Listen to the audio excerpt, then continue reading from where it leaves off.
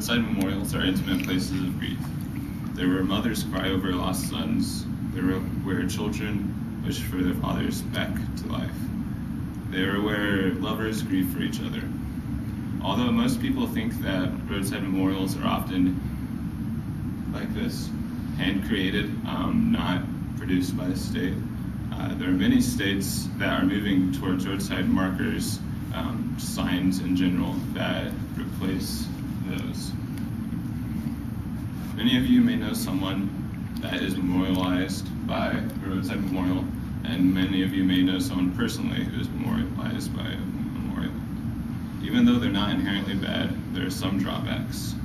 And it's because I don't know anyone memorialized that led me to research more into roadside memorials, the laws surrounding them, their origins, and common types.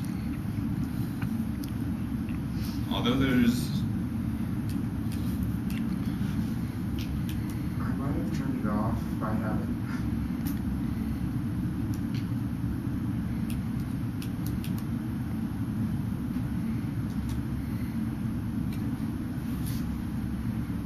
Although there is a variety of different types of roadside memorials, the origins can be traced to Mexican immigrants into the United States as well as cowboys. This, for example, is a descanso, and this originates from Mexican immigrants, and the practice was that while they were carrying the casket to the burial place, they would set it down and rest because the casket is so heavy. So every place that they set down the casket, they would set up a couple of stones that said, hey, you rested here. And that's kind of where, in the southwestern part of the United States, where roadside memorials come from. Cowboys are also given credit due to the lack of an actual grave. If you think about it, cowboys aren't really going to carry around a body with them to bury somewhere. So many cowboys would bury their comrades wherever they fell, and they'd leave stones or whatnot to memorialize that. This is very different than how most people use roadside memorials today. Memorials are often a complement to graves. However, these two different examples don't use them necessarily as complements. According to South Carolina's Department of Transportation website, roadside memorials can be put up by the state after the family fills out a form similar to this. I guess the form's not specifically on there, but shows you exactly what you have to do to apply for the form. This creates a little bit of an easier job for the state. Highway crews don't have to move around the roadside memorial as they're doing construction and don't have to worry about endangering it. As well, the upkeep, you don't have to actually go out there on the interstate to rearrange the flowers or clean up if there's like paper around it. So overall, it's a little bit of an easier process. However, it does cost the family some money to pay for the signs and the plaques.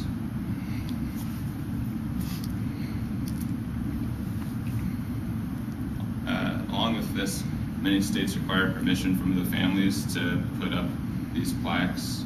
So if you were like a friend that wanted a roadside memorial, just something simple like in memory of whatever, the states require that the family approves of it, because you never know if the family wants to see that every day and remind them of how terrible the incident was. And on Pennsylvania's Department of Transportation page, it includes that memorials on tight turns or in narrow lanes cause problems. So although you can't really see the full picture, they're really talking about roadside memorials like this and like larger ones that are literally on the side of the road. They say that not only does it cause a problem for cars going by, right by those, it's a problem for like wide semis that have to actually navigate around the road and don't have much space in general. And then along with that, when people are setting up memorials right down the side of the road, they have to leave their car parked and get out where traffic is passing by. And that also inhibits the cleaning and preparation stages of setting up the roadside memorials. So there's a lot of additional dangers to roadside memorials that could be solved using signs. And this is what Pennsylvania is seeking to do with putting up signs instead of roadside memorials. And along with this, a lot of roadside memorials in inner city places aren't necessarily immediate dangers, like you're not going to hit them, but they're in places where it's distracting for drivers to pass by. There were several cases that I read where people were visiting roadside memorials and a driver, as they were going by, was distracted and hit other cars. And then there was an instance where a little kid was hit right next to a roadside memorial that he was looking at, and there was an additional roadside memorial placed there because the kid also died. So despite the seemingly innocent practice of creating memorials for loved ones, there are many debates surrounding this topic because of the possible alternatives. Again, it's just really easy to replace something like this, but it's hard to take away from someone's grieving process. It's difficult to tell them how they can and can't grieve, and this is an especially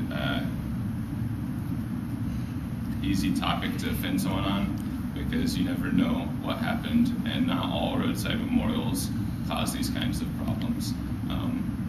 So states and people should seek